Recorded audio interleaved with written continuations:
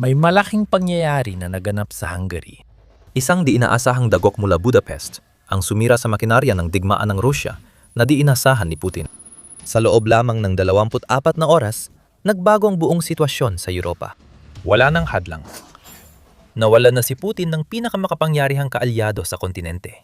At ngayon, tapos ng digmaan ni Putin, magiging mas makapangyarihan ng Ukraine sa parang hindi pa nito naranasan noon. At ito ay dahil sa isang simpleng dahilan. Wala na si Viktor Orban. May bagong punong ministro ang Hungary. Si Peter Magyar at ang partidong TISA ay nakakuha ng 53% ng boto at winakasan ng 16 taang pamumuno ni Viktor Orban na nagdulot ng dagok kay Putin. Nagbunga ang tagumpay na yon ng supermajority para sa TISA sa Pambansang Asambleya ng Hungary sa pagkuha ng 141 sa 100 at 79 na upuan. Wala nang magagawang partido ni Orban para pigilan sina Magyar at TISA sa pamumuno sa Hungary ayon sa gusto nila. Hindi na nag-aaksaya ng oras si Magyar sa pagbuwag ng mapaniil na sistema ni Orban. Matapos magtagumpay, nakuha ni Magyar ang pangakong paagahan ni Pangulong Tamás Sulyok ng Hungary ang pagbuo ng bagong parlamento sa Mayo 4. Mas mababa sa 2 linggo na lang ang natitira kay Orban sa kapangyarihan. At isa na siyang leader na wala ng kapangyarihan at naghihintay na lang na mapaalis sa pwesto.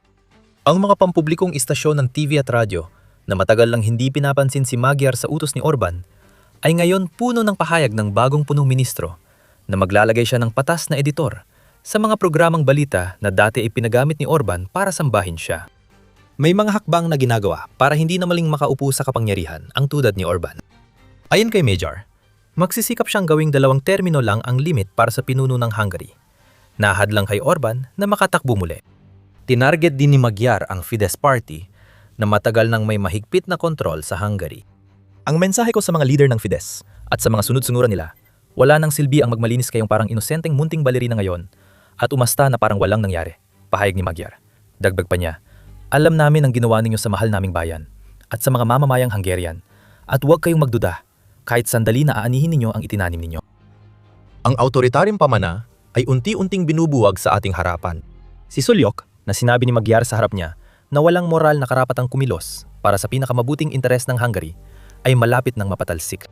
Babawin ng Hungary ang mga sapi ng Estado sa pinakamalalaking kumpanya ng langis at parmasyutiko mula sa akademikong pundasyong nilikhang naglalaganap ng pro-Orban na propaganda.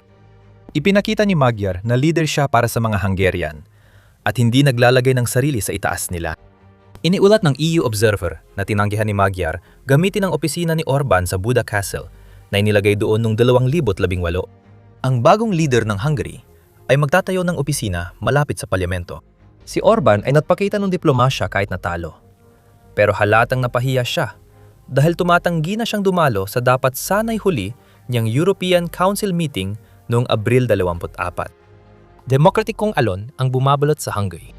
Sa loob ng isa sa kanyang mga palasyo sa Rusya, galit na galit si Vladimir Putin. Para sa presidente ng Rusya, ang pagkatalo ni Orban ay hindi lang basta abala sa loob ng European Union o EU, kasabay ng iba pang mga problemang nilikha ng Europa para kay Putin, habang sinusubukan niyang tapusin ang kanyang pananakop sa Ukraine.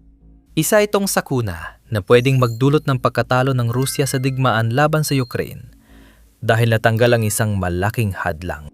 Sa Ukraine, ang pagkawala ni Orban ay malaking sagabal kay Putin na baka hindi niya mapagtagumpayan. Pero sa likod ng problemang ito, natatalakayin pa natin, ay ang isyung dulot ng desisyon ng Hungary para kay Putin. Isang mahalagang kaalyado ang nawala. Marahil ang tanging tunay at makapangyarihang kaalyado ni Putin sa EU.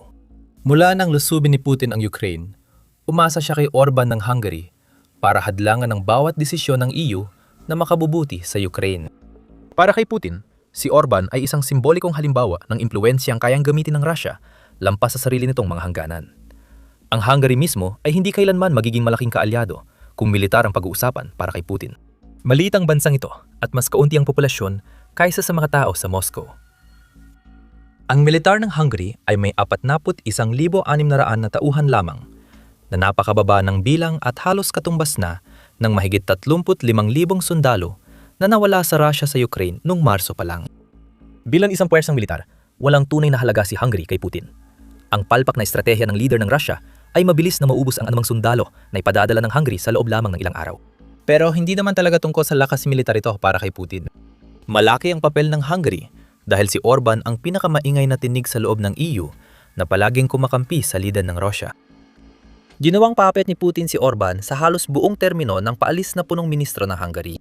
Laging ginagamit si Orban para bagalan ng mga desisyon sa EU gamit ang mga isyung burokratiko. Kung hindi gumana, kadalasang ginagamit ni Orban ang veto niya. Ginamit ni Putin si Orban para makakuha ng oras at makipagtawaran sa tunay na makapangyarihan sa EU na naging kapinsalaan ng Ukraine. Noong unang panahon, sinabi ni Orban sa mga Ruso na umalis sa Hungary. Siya ang piniling magsalita ng mga autoridad sa muling paglilibing kay Imre Nagy, punong ministro na binitay matapos pamunuan ng revolusyon ng Hungary noong 1956 laban sa Unyong Sobyet. Pagkatapos bumagsak ang Unyong Sobyet at bago umangat si Orban, nagbago ang lahat. Minsang naging kaaway ng pananakop ng Russia, naging kaalyado si Orban. Sabi nila, nakakasira ang kapangyarihan at sa pag-angat ni Orban sa tuktok ng kapangyarihan sa Hungary, sinabi niyang ibabalik niyang bansa sa nasyonalistikong pagpapahalaga na minsang nagpadakila sa bansa. Maring maganda pakinggan noon, pero ginaya ni Orban ang kanyang pamumuno sa kung anong pinaniniwalaan niyang naabot ni Putin sa Russia. Sa paggaya niya kay Putin, naging sunod-sunuran na lang si Orban kay Putin. Lalo, itong luminaw nang lumabas ang balita noong Abril na hindi lang sinuportahan ni Orban si Putin, kundi ginawa pa niya ito sa pinakasipsip na paraan. Ayon sa ulat, inihalin tulad ni Orban ang kanyang tulong sa daga na tumutulong sa leon, batay sa isang pabula ng Hungary. Ibinigay ang alok kay Nayon noong 2025 habang ang Budapest ay isa sa mga pinagpipiliang lugar para sa isang round ng peace talks kaugnay ng bigmaan sa Ukraine. At ipinapakita nito kung ano nang naging si Orban, isang kaawa-awang leader na nabubuhay para pagsilbihan si Putin. Doon talaga gustong dalhin ni Putin si Orban. Mayong napatalsik si Orban, napagtanto ni Putin na mas mahalaga palang daga kaysa sa akala niya. Sa pagkawala ni Orban, nabawasan si Putin ng sandatang ginagamit laban sa EU at sa ideya ng nagkakaisang Europa. Ginagamit ng Russia ang enerhiya para mapanatili ang impluwensya sa Europa. Habang sinusubukan ng EU na makawala sa langis ng Russia, tumutol si Orban. Noong Setyembre 2025, inutusan ni Orban ang kanyang kalihim na ugnayang panlabas, si Peter Shizato, na igiit na hindi kailanman titigil ang Hungary sa pagbibigay ng pera sa pondo ng digmaan ni Putin sa pamamagitan ng pagbili ng langis dahil wala silang ibang opsyon. Ayon kay Shizato, naging fanatiko na ang mga leader ng EU. Kung di natin alam ang totoo, parang si Putin ang nagsasalita sa pamamagitan ng tauhan ni Orban. Mabilis na sinabi ni Orban sa EU noong 2024 na hindi siya tatalikod sa gas mula Russia. 3 taon nang nakalipas, pumirma ang Hungary ng 15 taong kasunduan sa Gazprom. Muling natuwa si Putin dito. Nasira man ang parang pang-impluwensyang ito, hindi naman ito tuduyang nawala. Hindi pa rin tiyak kung gaano kaasang Hungary sa enerhiya mula Russia sa ilalim ni Magyar. Pero mukhang hindi sisipsip kay Putin sa parehong nakakasukang paraan ang bagong punong ministro ng Hungary tulad ng ginawa ng nauna niya. Mayroon pang isang paraan ng impluwensya na nawala kay Putin nang mapatalsik si Orban mula sa pinakamataas na posisyon ng pamumuno sa Hungary. Pero bago natin ipaliwanag kung ano yon, mabilis lang na paalala na pinapanood mo ang The Military Show. Gumagawa kami ng mga video para ipaliwanag kung paano gumagalaw ang kapangyarihan at kung ano ang epekto ng mga galaw na yon. Kung may natutunan ka mula sa video na ito, siguraduhin mag-subscribe ka sa channel para makakita pa ng iba. Ang pangalawang paraan ng impluwensya ay paborito ni Putin, takot. Gamit ang takot, nakuha ni Orban ang kapangyarihan. Mula pagiging liberal, naging otoritarian siya sa pagsamantala sa sitwasyon ng Hungary at pagpapalaganap ng makabahansang mensahe. Nang tumakbo si Orban para sa kanyang ikalawang termino bilang punong ministro noong 2018 taon matapos ang kanyang unang termino kung saan itinulak niya ang Hungary patungo sa pagiging miyembro ng EU at NATO, ibang-iba na ang mensahe niya para sa mga tao. Babala ni Orban, matakot sa pagdagsa ng migrante sa Europa. Ipaglaban ng bansa laban sa dayuhang interes na pinopondohan mula abroad at huwag basta magtiwala sa mga intelektual. Sinunod ni Orban ang plano ni Putin at iba pang autoritaryan na humihiling ng pagkakahiwalay sa mundo. Huwag magtiwala sa sinumang nasa labas ng Hungary. Katakutan sila. Lumaban sa kanila. Si Orban ang namuno sa laban. At nang bumalik sa kapangyarihan, pinatatag niyang mensahe at tinangkang alisin ang mga demokratikong estruktura na maari magpatalsik sa kanya. Parang pamilyar ang lahat ng ito. Sinusunod nila ng eksakto ang playbook ni Putin. Para sa leader ng Russia, ang mensaheng ito ng takot ay perpekto para pigilan ang mga mamamayang Hungarian, lalo na ang mga hindi sumusuporta kay Orban na makialam sa mga pakana ng Russia sa Europa. Ang panalo ni Magyar sa eleksyon ay nagpakita kay Putin na di na umeepekto ang kanyang politika ng takot at may pagbabago ng nangyayari. Babalikan natin yan mamaya. Sa una, parang nagkukunwari lang ang Russia na hindi mahalagang nangyari sa Hungary. Bagaman sinabi ng tagapagsalita ni Putin na si Dmitry Peskov na umaasa ang Russia sa praktikal na pag-uusap sa bagong punong ministro ng Hungary, mas kapansin-pansin ang kanilang unang reaksyon matapos ang panalo ni Magyar. Sinabi ni Peskov na tinanggal na ang espesyal na katayuan ng Hungary sa Russia at isinama na ito sa listahan ng mga bansang itinuturing na hindi kaibigan ng Russia kung saan kabilang ang karamihan sa Europa. Itinapon si Orban sa alanganin. Sabi ni Peskov, hindi raw sila naging magkaibigan ni Orban. Isang pahayag na kasinungalingan at halos nakakatawa. Nakikita natin dito ang pagkataranta ng Kremlin. Hindi na gusto ng Russia ang Hungary, pero handa pa rin itong makipag-usap at hindi kailanman naging kaibigan si Orban at magsasabi ng kahit ano kung sa tingin namin ay may pagkakataon na mapanatili ang Hungary sa aming panig. Magulo ang naging tugon na ito na nagpapakita na labis na nag-aalala ang Kremlin tungkol sa hinaharap na yung si Magyar na ang namumuno. Dapat talaga mag-alala ang Kremlin dahil ang pagbagsak ni Orban ay malaking usapin sa Europa at maaari pang maging malaking hakbang sa pagwawakas ng digmaan at sa pagpigil sa kampanya ni Putin na pabagsakin ang Ukraine. Ganito yon. Baka natatandaan ninyo na sinabi namin dati na ginagamit ni Putin si Orban para hadlangan ng EU na tumulong sa Ukraine.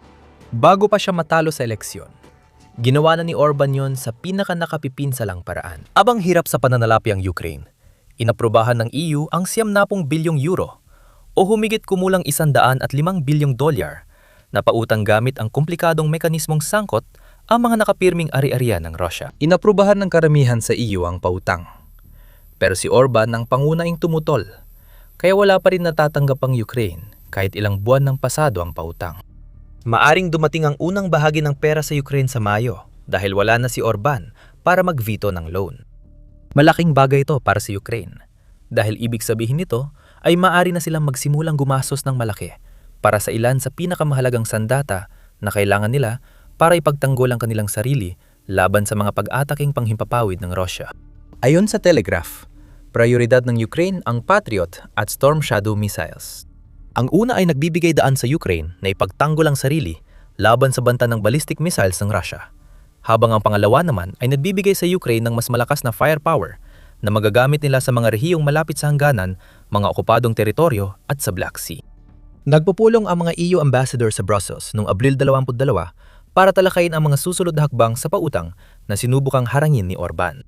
Sinabi ng dating punong ministro ng Hungary na pipirmahan lang niya ito kapag isinugal ng Ukraine ang kaligtasan para maibalik ang daloy ng langis ng Russia sa nasirang Druzhba pipeline. Pero wala na kayan si Orban. Hindi na magagamit ni Putin ang langis bilang panggigipit sa pamamagitan ng taw-tauhan niya. Ayon sa Atlantic Council, ang pagkatalo ni Orban ay posibleng magresulta na hindi nahahadlangan ng Hungary ang mas malalim na integrasyon ng Ukraine sa EU at NATO. Mas magiging makayos na ang daloy ng tulong mula EU ngayon na wala na si Orban na tutol lagi. Mas bibilis ang paggawa ng desisyon ng EU at NATO tungkol sa Ukraine at mas madali nang magkasundo ang EU countries sa mga pakete ng parusa nang hindi na kinukonsidera ang palaging pagpanig ni Orban kay Putin. Bukod dito, matatapos ng sabwatan ng Russia at Hungary, nabanggit na rin natin ang kwento ng leon at daga. Mas malalim pang sabwatan. Noong Abril, 8 ibinunyag ng Reuters na inalok ni Shizato na ipadala kay Sergey Lavrov, Foreign Minister ng Russia, mga kopya ng mga panloob na dokumento ng EU tungkol sa pagpasok ng Ukraine sa EU. Ipinakita rin sa ibang recording na si Shizato ay nakipag-ugnayan sa Russia para maghanap ng paraan mapagaan ng parusa sa mga Ruso. Matagal nang ginagamit ni Putin ang ganitong palihim na kilos para pahinain ang pagsuporta ng EU sa Ukraine. Ang mga taong naging dahilan kung bakit naging posible ang ganitong mga galaw ay ngayon ay tinatanggal na mula sa pamahalaan ng Hungary. Para sa Ukraine, ibig sabihin nito ay mas maraming pondo, mas kaunting pag-aantala mula sa EU, at hindi na kailangan mag-alala na makakalapit kay Putin ang impormasyon sa tulong ng mga kaalyado ni Orban. Sa madaling salita, mas lalakas ang Ukraine. Samantalang, ang Russia naman ay mas lalong hihina. May ilang paalala rito. Kahit di na asset ni Putin ang Hungary, hindi ibig sabihin magpapadala na ito agad ng armas at pera sa Ukraine. Maliit ang Hungary. Bagamat sinabi ni Magyar na hindi pwedeng pilitin ng alinmang bansa na isuko ang teritoryo. Napabor si Ukraine dahil sa presyur na ibigay ito sa Russia para sa kapayapaan, hindi pa rin mukhang magsisimula siyang magbigay ng direktang tulong mula Hungary. Noon pa niya sinabi, bago siya maging punong ministro, na hindi niya gagawin yon. At mukhang walang magbabago. Hindi rin naniniwala si Magyar na dapat madali ng pagsali ng Ukraine sa EU kahit hindi siya tutol dito. Ang nakukuha natin sa lahat ng ito ay hindi basta-basta magiging matatag na kaalyado ng Ukraine ang Hungary o hindi ito mangyayari agad-agad. Pipilitin pa rin itong mapanatili ang ilang ugnayan sa Russia, pero hindi ito magiging asset ni Putin. Malaking positibo ito para sa Ukraine dahil hindi nahadlang ang Hungary sa EU policies. Pero baka mas malaki ang simbolikong epekto ng pagkatalo ni Orban. Nagpalaganap si Putin ng naratibo sa Russia at Europa. Tinatanggap ng mga elitista sa Russia ang propaganda ng Kremlin na hindi nagkakaisa ang Europa. Naniniwala silang napagod ng kanluran sa pagsuporta sa Ukraine, na para bang pinatutunayan ito ng oposisyon, na kadalas ay nauuwi lang sa mga reklamo ni Orban laban sa mga pulisiya ng EU. Si Orban ay dating ginamit ng elitistang Russian sa kanilang naratibo sa EU. Ngayon na wala na siya, bumagsak ang kwento. Humihina na rin ang kampanya ng impluwensya ng Russia sa Europa. Kasuklam-suklam ito kay Putin dahil nakasalalay ang liderato niya sa kontrol at pamimilit sa iba. Huwag ninyo kaming maintindihan ng mali. Tuloy pa rin ang mga kampanya ng impluwensya ng Russia. Nakita natin ang pagpapakalat ng maling impormasyon ng Russia sa Hungary bago ang eleksyon, tulad ng sabi na ginagamit daw ng Magyar ang makataong biyahe para paliin na tumulong sa Ukraine.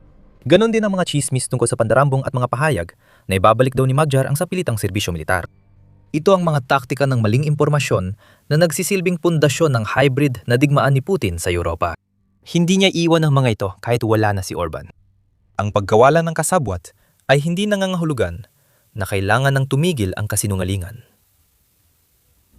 Ipinapakita ng tagumpay ni Magyar sa Hungary na posible pa ring magwagi ang demokrasya kahit may impluwensya mula Russia at humihina na ang kasinungalingan. Kahit na may mga taong tulad ni Orban na nagsikap ng husto para kontrolin ng media at magpakalat ng mga mensahe ng takot, laging may pag-asa na ang oposisyon ay maaring manindigan at makuha ang kapangyarihan. Si Orban ay dating itinuturing na hindi matitinag, isang punong ministro na hindi kayang patalsikin dahil sa kanyang kontrol sa teritoryo at pakikipagsabwatan kay Putin na pumipigil sa demokrasya ng kanluran. Binabasag ng tagumpay ni Magyar ang salaysay na iyon. Posible ang demokratikong pagwawasto sa mga bansang akala ni Putin na kontrolado niya sa pamamagitan ng mga papet at mas makakasama ito sa lider ng Russia kaysa sa perang sa Ukraine o pagkakaisa ng EU laban sa kanya. Lahat na nito ay salik sa pagtatapos ng digmaan. Pero ang malaking problema ngayon ni Putin ay ang pagtanggal kay Orban na nagpapakitang may kahinaan sa mekanismong matagumpay na ginamit ng Russia noon. Makikita ng ibang bansang target ng impluwensya ni Putin ang nangyari sa Hungary at malalaman ng mga kontra-Russia na kung nagawa ito ng Hungary, kaya rin nila. Para naman sa Ukraine, maaari nitong asahan ng isang hinaharap kung saan ang suporta mula sa EU ay mas matatag at nagkakaisa kaysa dati. Hindi ibig sabihin na hindi tinutulungan ng mga Europeo ang Ukraine. Lalo pang tumutulong ang Sweden, isa sa pinakamalaking tinik kay Putin mula nang salakayin ng Russia ang Ukraine. Binigyan nito ang Ukraine ng nakakatakot na bagay na nagamit nila ng epektibo. Alamin pa ang iba sa aming video. At kung nagustuhan mo ang video na ito, huwag kalimutang mag-subscribe sa The Military Show para hindi mo mamiss ang aming mga balita tungkol sa pinakabagong mga kaganapan sa Europa. At maraming salamat sa panonood.